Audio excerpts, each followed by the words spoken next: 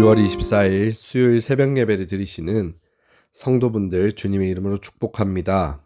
오늘 말씀은 시편 128편 1절부터 6절 말씀입니다. 함께 읽도록 하겠습니다. 여호와를 경외하며 그의 길을 걷는 자마다 복이 있도다. 내가 내 손이 수고한 대로 먹을 것이라. 내가 복되고 형통하리로다. 내 집 안방에 있는 내 아내는 결실한 포도나무 같으며 내 식탁에 둘러앉은 자식들은 어린 감람나무 같으리로다. 여호와를 경외하는 자는 이같이 복을 얻으리로다. 여호와께서 시온에서 내게 복을 주실지어다. 너는 평생에 예루살렘의 번영을 보며 내 자식의 자식을 볼지어다. 이스라엘에게 평강이 있을지로다. 아멘. 본문 말씀 보며 함께 묵상하시겠습니다.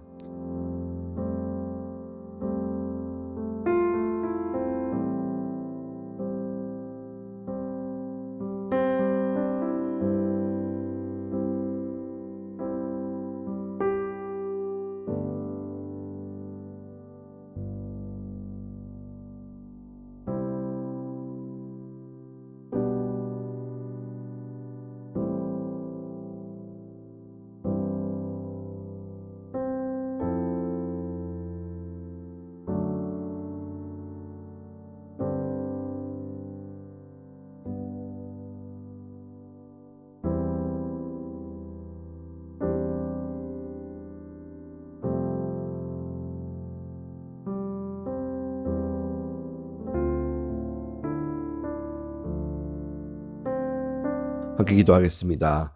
하나님 감사합니다. 이 새벽에 기쁨의 날을 맞이하게 하심을 감사합니다. 이 시간을 하나님의 말씀으로 나아가게 하심을 감사드립니다. 주님, 오늘 하루도 주님의 은혜로 주님의 뜻으로 살아가는 우리 하루 될 수 있도록 허락하여 주시고 그 삶 속에 주님의 은혜, 주님의 보호하심이 함께하길 기대하며 소망합니다. 감사드리며 모든 말씀 예수님의 기도드렸습니다. 아멘. 오늘의 말씀은 시편 128편의 짧은 6절의 말씀으로 어제의 말씀 127편과 연관하여 보셔도 좋습니다. 먼저 이 두 시들은 지혜시, 즉 지혜문헌의 요소를 많이 가진 시라고 봅니다. 지혜문헌의 요소란 격언이나 가르침, 논쟁, 지적 반성 등이 말하며 우리는 욥기나 잠언, 전도서 등에서 쉽게 이것들을 볼 수가 있습니다. 어제 오늘 말씀에서도 이런 부분들을 보게 됩니다. 그렇다면 오늘의 말씀에서는 어떤 내용으로 우리에게 가르침을 주는 것일까요?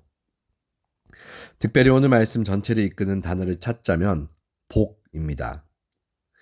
어제 말씀 127편에도 복으로 끝이 났고 오늘 말씀의 시작에도 복을 언급하며 시작이 됩니다. 복이 127편과 128편의 연결고리가 되어준다는 것이면서도 둘 사이에 언급된 복 중 128편의 내용은 좀 더 확대되어 이야기가 됩니다. 특별히 오늘 본문 3절을 보게 됩니다. 내 집 안방에 있는 내 아내는 결실한 포도나무 같으며 내 식탁에 둘러앉은 자식들은 어린 감람나무 같으리로다. 복된 이들에게 주어지는 복 중 3절을 통해서 알게 되는 것은 포도나무와 감람나무, 즉 아내와 자식이라고 합니다. 먼저 첫 번째 복인 포도나무를 보게 됩니다. 특별히 캘리포니아는 날씨가 좋고 일조량이 높기 때문에 조금만 교회로 나가게 되면 바인야드를 많이 보게 됩니다. 그것을 보면 포도주를 만들기 위해서 많은 포도나무들이 언덕 전체에 심어져 있는 것들을 보게 됩니다. 그런데 그 나무들을 어떻게 서 있나요? 나무 혹은 쇠로 된 지지대들에게 의지해서 자라있는 모습들을 보게 됩니다. 포도나무는 연약한 식물입니다. 나무가 약해서 무언가에 지지하지 않으면 잘 크지 못하고 홀로 서기 쉽지 않습니다. 오늘 말씀에서는 이런 포도나무를 아내라고 표현하며 복이라고 말해 줍니다. 상대적으로 여자인 아내들은 남편이 보호해 주어야 하는 연약한 존재입니다. 남편이라는 지지대에 기대어 둘이 함께 잘 서 있는 모습으로 있을 때 가장 보기가 좋고 나무가 자신의 역할을 잘 할 수 있습니다. 그렇기에 지지대의 역할도 너무 중요합니다. 남편인 지지대도 당연히 잘 서 있어야 포도나무를 세워주고 붙잡아 줄 수 있습니다. 잘 세워진 지지대 같은 남편에게는 복이 내려지는데 이것이 바로 그냥 포도나무가 아닌 결실한 포도나무입니다. 결실한 포도나무는 무엇을 뜻하나요? 열매를 가득 맺고 그 열매가 탐스럽게 여물는 것을 말합니다. 올바르게 굳게 선 지지대와 함께 조화를 이루고 잘 서 있는 포도나무가 열매를 가득 맺는 것은 마치 든든한 남편과 함께 아름다운 가정을 이루며 나아간 아내, 이들에게 신앙이라는 열매, 가족이라는 열매 등의 탐스러운 결과물들이 있다는 것과 같습니다. 이것이 바로 하나님께서 주시는 첫 번째 복입니다. 그렇다면 두 번째 복은 무엇인가요? 바로 감람나무입니다. 흔히 말하는 올리브 나무죠. 예전에 제가 설교에서 감람나무에 대해서 잠깐 짧게 설명을 드린 적이 있습니다. 감람나무는 그 나무가 열매를 맺기 전까지 10년에서 14년 정도의 시간이 걸린다고 말합니다. 그리고 열매를 맺는다 해도 수확다운 수확을 할 수 있으려면 30년이라는 세월이 지나야 좋은 열매를 풍성히 맺는다고 말씀드렸습니다.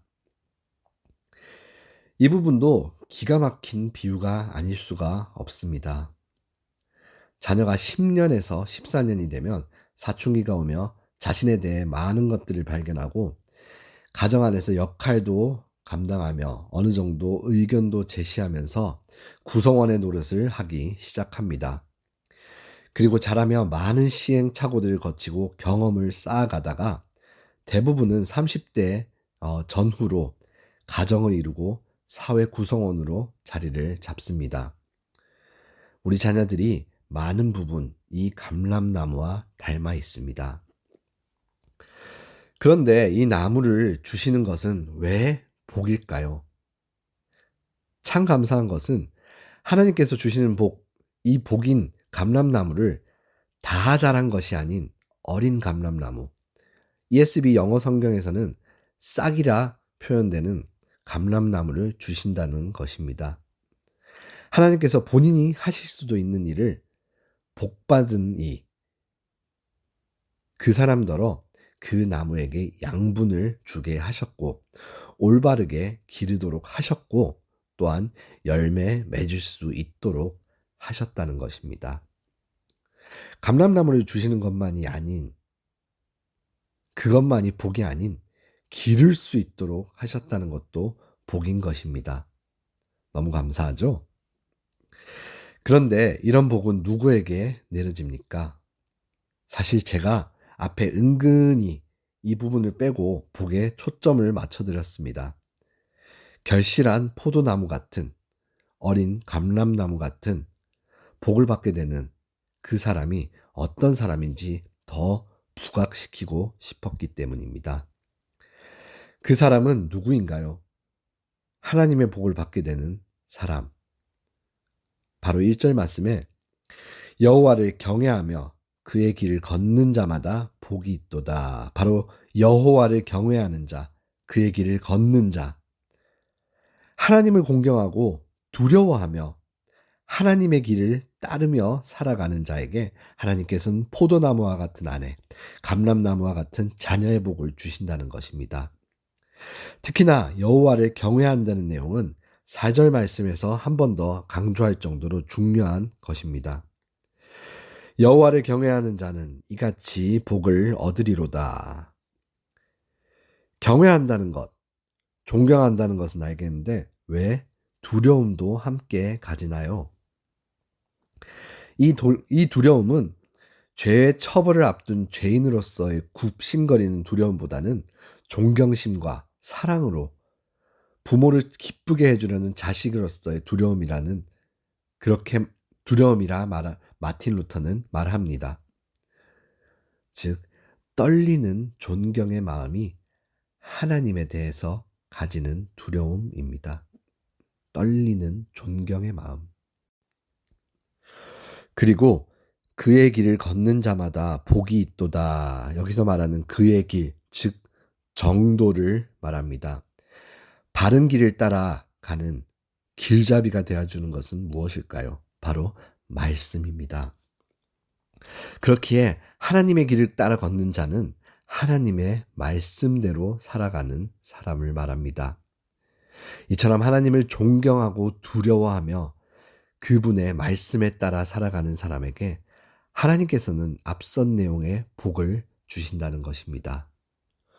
그런데 제가 복에 대해서 자세히 알려드리고 복을 받는 이에 대해 말하는 이유는 내 안에 무엇이 우선인가를 바라보기 위해서입니다. 자칫 우리는 복을 바라나? 그렇다면 하나님을 경외하고 그의 길을 따라야 한다 라고 착각하는 경우가 있습니다. 마치 조만간 있을 중요한 무언가를 위해서 하나님께 기도하는 우리의 모습이죠. 이 부분도 필요하긴 하지만 제일 중요한 것은 우리가 삶에서 하나님을 경외함과 말씀에 따라 살아가는 모습이 우선되어야 한다는 것입니다.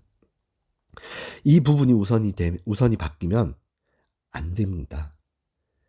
그렇게 되면 우리의 복음이 값싼 싸구려가 되어버립니다. 십자가를 믿는 믿음 안에서 그분께서 주시는 복을 누리며 살아가는 것이지 그 복을 바라며 십자가를 믿는 것이 아니기 때문입니다. 그렇다면 여러분은 오늘은 어떻게 살아보시겠습니까? 설교가 끝나고 난 이후에 기도는 어떻게 드리시겠습니까? 오늘의 삶 속에 하나님을 존경하고 두려워하며 그 시간 곳곳에서 말씀 따라 살아가려 애쓰는 모습이 있을까요? 오늘 드리는 기도 속에 무언가를 위해서 하나님을 찾는 것이 아닌 오로지 하나님을 경외하는 마음에 그 감동으로 그분과 소소히 대화를 가질 수 있을까요? 무엇이 우선인가를 인식함에 따라서 우리의 삶과 기도의 내용과 하나님과의 관계는 이전과는 다른 경험을 하게 될 것입니다. 포도나무도 중요하고 감람나무도 당연히 중요하지만 나라는 그 지지대가 바로 서 있기 위해서는 하나님을 경외하고 그분의 말씀대로 살아가려는 모습이 있어야 합니다. 그것이 바로 잡혀 있을 때 나라는 지지대는 자연히 단단히 자리를 잡아 포도나무를 결실하게 하고 어린 감람나무를 풍성한 수확으로 기를 수 있게 됩니다. 오늘 하루 하나님을 경외함을 생각해 하시고 내 삶이 말씀에 이끌려 살아가는 하루를 되기를 원합니다. 그런 인생 되기를 원합니다. 그렇게 하루를 살아가는 우리 되기를 원합니다. 다 함께 기도하겠습니다. 기도하실 때 하나님을 경외하고 말씀대로 살아가는 우리 되게 해달라고 다 함께 기도하겠습니다.